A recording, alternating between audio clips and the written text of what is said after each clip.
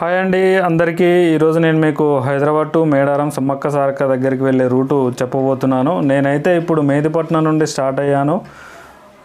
Tarnaka Uppal Warangal road నుండి వెళ్ళాలి. ఒక్కటే హైవే రోడ్డు కాబట్టి చాలా అంటే చాలా బాగుంది.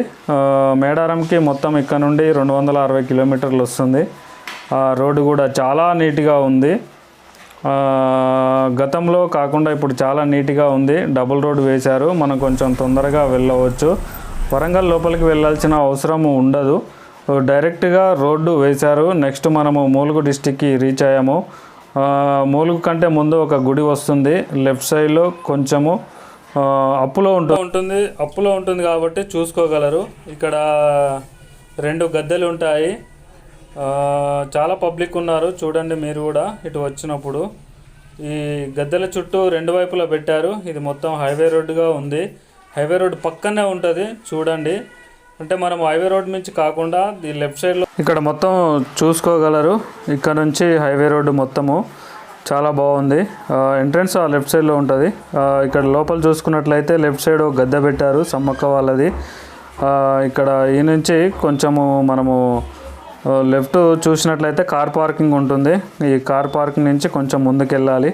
ఇలా వెళ్తే పోలీసు వాళ్ళు టెంట్ వేసుకొని కూడా ఉన్నారు. ఇక్కడ నుంచి రైట్ సైడ్లోకి వెళ్తే ఇంకో గద్దె కూడా ఉన్నది చూడండి, గమనించుకోగలరు. ఇక్కడ నుంచి మనము డైరెక్ట్ మళ్ళీ ఫ్లెక్సీ కట్టించారు, స్వాగతం సుస్వాగతం అని చెప్పేసి. ఇక్కడ నుంచి మనం బయలుదేరాము.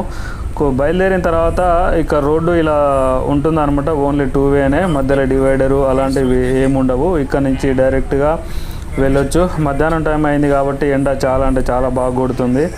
సో మీరు కూడా కొంచెం గమనించుకోగలరు. కొంచెం ఎర్లీగా వెళ్తే చాలా బెటర్ మనకు కూడా, ఎండ అయ్యేలోపు. ఈ రోడ్లో 2 వే ఉంది కాబట్టి ముందు బస్సు వెళ్తుంది, రైట్ సైడ్ కూడా ఒక వే వస్తుంది అనమాట. సో ఈ నుంచి మనం బయలుదేరాము. ఇక్కడికి ఆల్మోస్ట్ మనము మేడారం దగ్గరలోకి రీచ్ అయ్యాము. ఇక్కడ రోడ్డు ఇలా ఉందన్నమాట.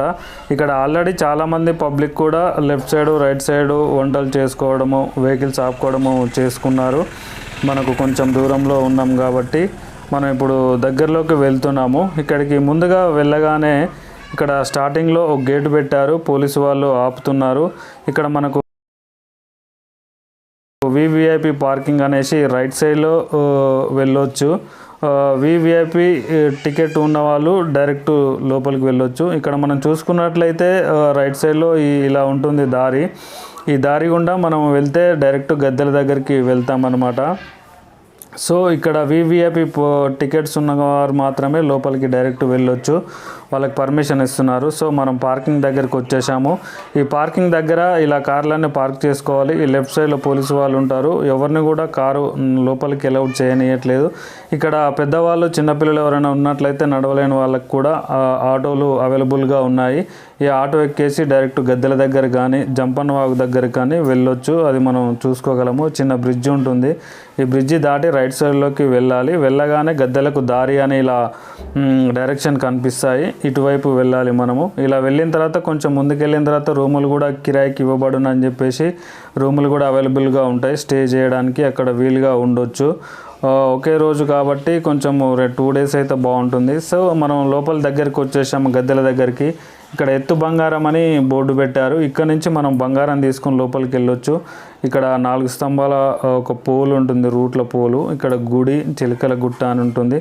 నెక్స్ట్ జంపన్న వాగు దగ్గరికి వచ్చాము మనము. ఇక్కడ ఒక ఫ్లెక్సీ ఉంటుంది, కమాన్ ఉంటుంది. కమాన్ నుంచి కొంచెం లోపలికి వచ్చాక చాలామంది పబ్లిక్ ఉన్నారు. ఇక్కడ జంపన్న వాగు రైట్ సైడ్లో చూడండి మీకు కనిపిస్తూ ఉంటుంది. ఇక్కడ వాటర్ తక్కువగా ఉండడం వల్ల ఇక్కడ పబ్లిక్ చాలామంది ఇక్కడ నల్లాల దగ్గర స్నానం చేయడానికి వెసులుబాటుగా పెట్టారు. సో వాటర్ తక్కువగా ఉన్నాయి, మీరు కొంచెం చూడండి. ఇక్కడ లెఫ్ట్ సైడ్లో కానీ రైట్ సైడ్లో కానీ పబ్లిక్ కొంచెం ఇప్పుడు ప్రస్తుతానికైతే తక్కువగా ఉన్నారు. ఇక ముందు చెప్పలేము. సో మేము అక్కడ చూసుకొని రిటర్న్ అయ్యాము. రిటర్న్ అయ్యే టైంకి 4:35 PM అవుతుంది. ఎండ చాలా ఎదురుగా కొడుతుంది మాకు. సో కొంచెం కేర్ఫుల్గా చూసుకోగలరు.